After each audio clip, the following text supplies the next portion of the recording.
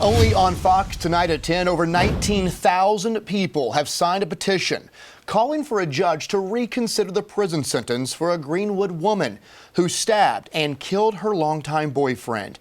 Tiffany Carroll, mother of 5, pleaded guilty but mentally ill to manslaughter. But many in this community think she should not do any time at all. Now, police say Carroll was a victim of domestic violence, but the solicitor says she wasn't being abused at the time she killed William Jamal Johnson, which is why they prosecuted her. Well, devastated family and friends say there was more behind the scenes of all of this, which boiled over in September of 2017. Fox Carolina's Matt Koufax spoke with family today and joins us live in Greenwood with more.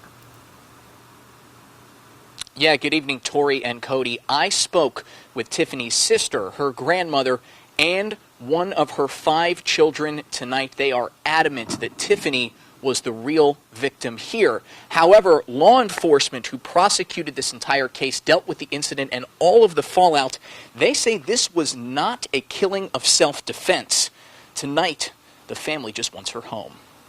Danielle Carroll says her sister Tiffany is caring, giving, and normally always happy. She is a person that doesn't say no, and sometimes she lets people take advantage of her. But she says over the last couple years, she saw a change in her sister. I would say that it was like she was a prisoner in her own home. Carroll pleaded guilty but mentally ill to voluntary manslaughter after stabbing her longtime boyfriend Jamal Johnson to death in September 2017. She doesn't have to be ashamed or blamed for the situation that she's in because she could not help it. Greenwood City Police on the scene documented evidence of violence on both sides. Carroll told police Johnson had been beating her. I went on my grandma's house. I did not want to come home because when I came home, it was like hell. Tiffany's daughter, Terry, only 10 years old and one of 5 children, says her home life was difficult,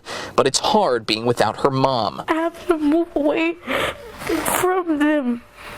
It's so hard to stay strong. The family is devastated, and law enforcement says this case is far from cut and dry. If it had been a self-defense situation, it would have been very simple to just say, we were fighting, I feared for my life, and the chance that I had was to defend myself with a knife. Jonathan Link with Greenwood City Police says they believe steps could have been taken before a life was. They were fighting in the living area, and she retreated into the kitchen and grabbed the knife at that time. Police say Carroll took the law into her own hands when she returned to stab Johnson. Getting to the point where you feel like all you can do is kill the person, there's always something ahead of that. She doesn't deserve 15 years away from her family or her 5 children because of the situation that she had been going through.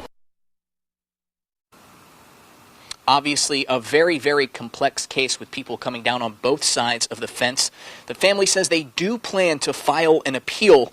There's no timeline, however, for that course of action yet. Right now, as Cody mentioned, that change.org petition has over 18, maybe 19,000 signatures now of people advocating for Tiffany's freedom, for her release. Now, for their part, the solicitor's office says they cannot condone the taking of a life no matter what circumstances led up to it because of this instance. In Greenwood tonight, Matt Koufax, Fox Carolina, the 10 o'clock news.